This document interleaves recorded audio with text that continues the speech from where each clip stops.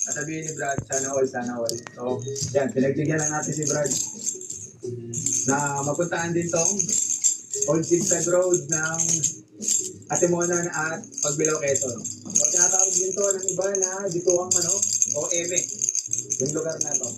Ano sabi mo, Brad? Ano pakiramdam na narating mo na yung isa sa mga pinapangarap mong lugar dito sa Pilipinas? Nakakalula. Arula. Malula ako kanina, tapos nung nakita ko yung malaking pangalan na to, para akong maluluha. Oo. Kinilabutan ako. No. Di ba, sarap sa pakiramdam? Ano naman sa pakiramdam, Brad? Yung habang nagmamotor ka dito sa mga zigzag na yan, sinasabayin mo yung disenyo ng kalasada na to.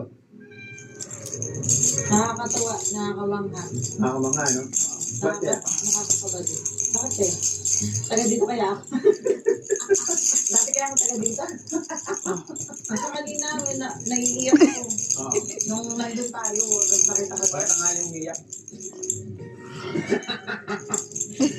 Ako sila mo Gidorder yung na mga siya. na yan na tinatanong mo kanina, ang bawal nila.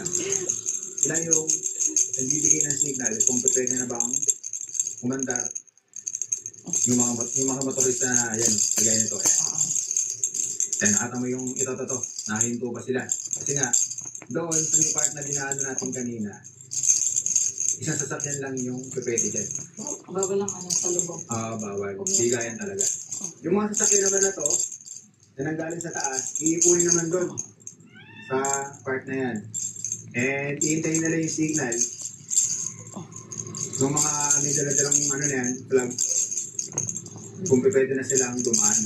Para hindi sila magkasalubong ng mga sasakyan na galing dito sa baba. Kasi naman, iipunin yung white.